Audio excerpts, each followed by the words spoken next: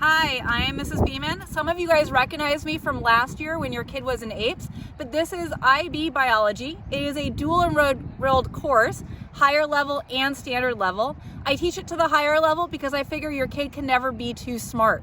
Even some of your standard level kids will go on and take biology in college, and this will get them set for success. You may notice, not in the classroom this year, I'm in my native habitat, which is the Great Park soccer fields. I spend a lot of my time here, so if you or your children ever have a question, send me an email. I'd rather answer those, honestly, than watch my kid dribble up the field for the millionth time. A little bit about me, if you don't remember, I've got 3 kids. One is still at home with me, one's at Northern Arizona studying environmental science, and one's going to Davis for animal science. If your kids are wondering about colleges, we did the whole tour before COVID last year. I'd be happy to talk to them about it. As for the course, the PowerPoint here in a minute is going to give you a little bit more information. Okay, now I just want to get on to some general information. This applies to all of the classes that your kid could be sitting in. I teach 4 different classes this year. So I teach regular biology, honors biology, International Baccalaureate Biology, and AP IB Environmental Science. So I am a little bit here, there, and everywhere, but what's great is my courses all kind of overlap in material a little bit. So I can take my experience from one course and add it to the next. This was in the earlier part, but just again, I am a mom of 3. I've got kids in college. I've got kids in high school. And we're going to hit my favorite topics as we go through the course of the year with the students. My expectations is that your student arrives on time and ready to work. I've been opening up my meetings about 5 minutes before the bell rings, and I will start admitting them at that time. Once we hit about 1 or 2 minutes after the bell, I have started my content.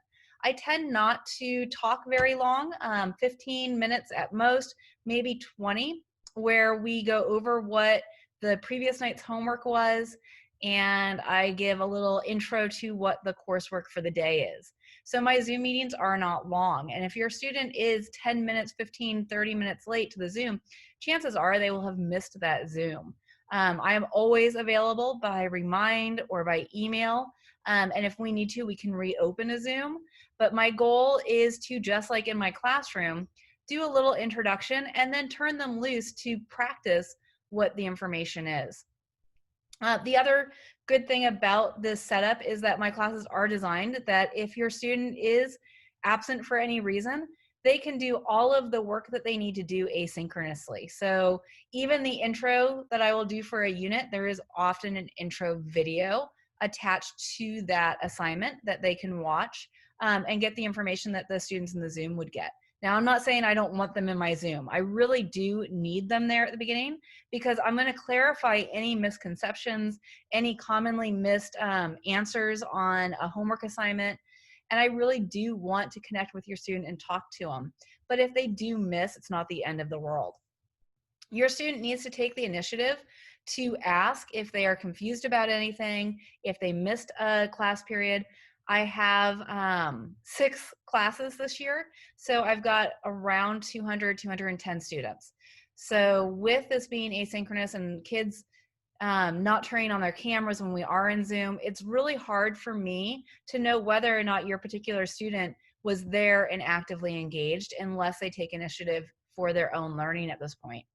The positive to this, and there's a lot of negatives to what's going on with the pandemic, but the positive really is that your students are going to be so much better prepared for college when they are going to have to take that initiative for their own learning. It's hard. We're here to guide them, but they're learning a valuable life skill right now. So if there's any takeaway, that's it. I do expect all work to be turned in on Canvas on time and complete to the best of their ability. You have one chance to submit something, so make sure that you're doing it to the best of your ability the first time you do it. There will be homework.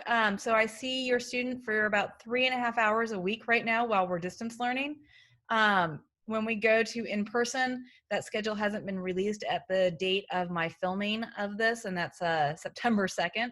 So maybe, hopefully, by the time you see this, we'll have more information. but that's not a lot of in-person time. And especially with the AP IB courses, there's a lot of material to get done.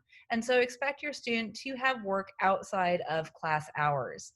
The goal of any assignment that I give is to embed the knowledge into the student's brain so that when they do sit down for those external exams, they have it. For my students that are freshmen in regular biology or honors biology, this information comes back around no matter what other science courses you take. So we want to make sure that you understand it the first time. There are going to be projects. The goal is to give you another avenue at gaining the information and the knowledge. So maybe the traditional assignment didn't work as far as really cementing your understanding, but a project might help with that. In addition, there will be lab work. For my IB AP courses, we're required to do 60 hours of lab work. They have not let up on that requirement. So there will be a lot of lab work as we go through. I'm trying to do labs that you guys can do very easily at home with the materials that you have.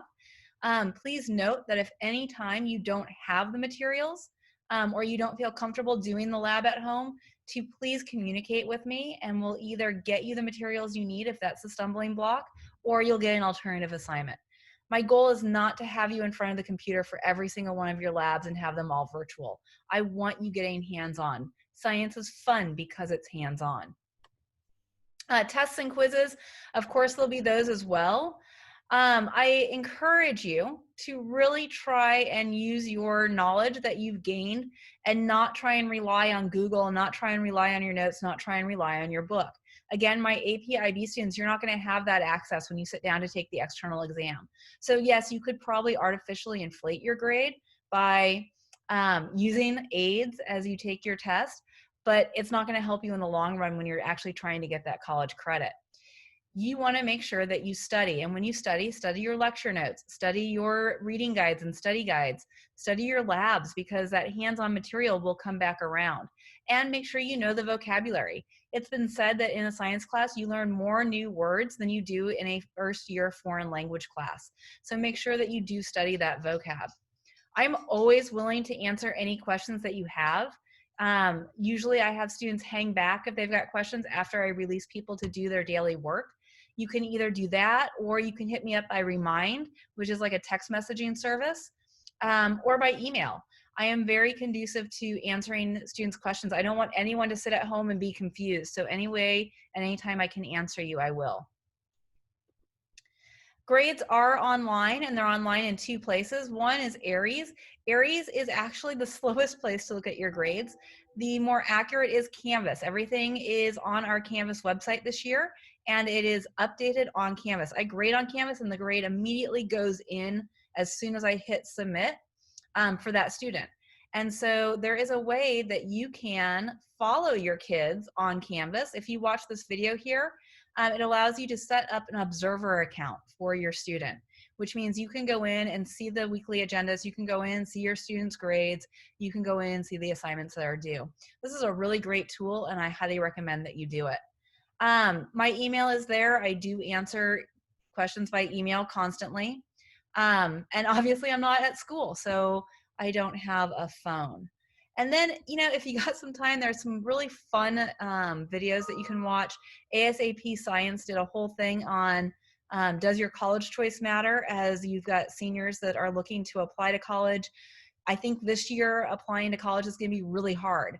I think that there are a lot of kids that have deferred. And so if you have a senior, you're competing not only with the other seniors around the world, you are competing with now the students that should have been freshmen in college.